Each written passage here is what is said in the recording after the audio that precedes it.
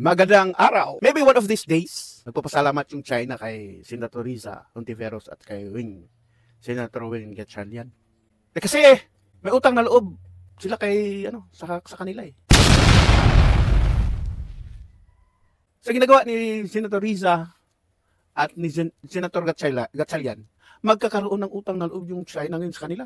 Bakit sino ba ang pag-usapan natin yung Pogo. Sino ba ang masisira sa Pogo na yan? Maybe, yung mga aligasyon na may mga nangyayari dito na sa Pilipinas na may naabuso ng mga babae, yung mga taong naabuso sa pananatili ng Pogo kasi in one way or another nagiging nagamit siguro sila, di ba? Nagamit sila sa Pogo operations. Pero ano ba talaga ang implication pag ano ba ang kawalan ba yan ng Pilipinas o kawalan ba yan ng China kung mawala yung Pogo? Magandang bagay 'yon.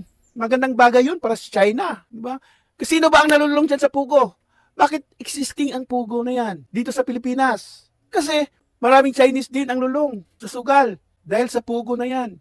Maraming Chinese na sa sinasabi nyo na victim of human trafficking na pinadala dito sa Pilipinas. Di ba? Chinese nationals ang victim ng Pogo.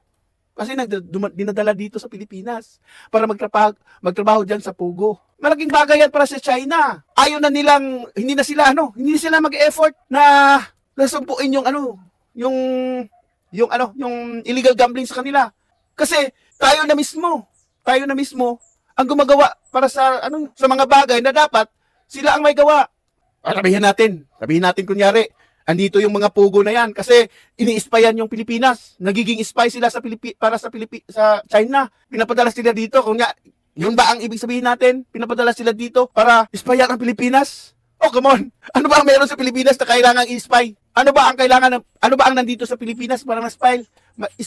Paano ang gagawin para maghirap masyado ang Pilipino?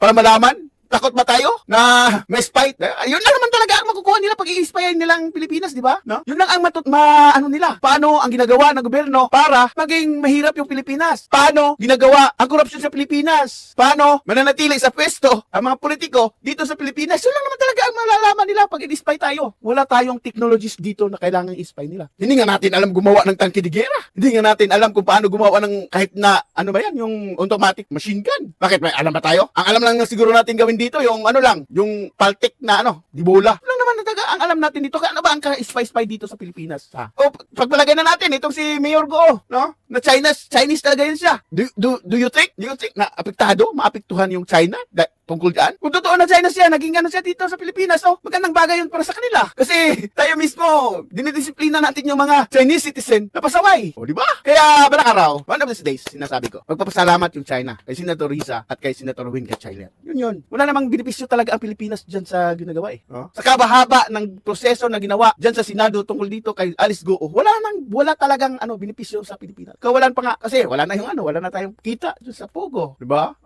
Gusto nating kontrolin yung pagsusugal ng mga Chinese, yung pagsusugal ng mga Pilipino. Ano yun, di ba? So, thank you! Ganito, kami mga Chinese, salamat sa salamat, ganun ba yung China? Riza, salamat, at disiplinado na yung mga Chinese, hindi na nagsusugal, Thank you. Ganun. Yun lang. Galing talaga ni Senator Riza at Senator Wen.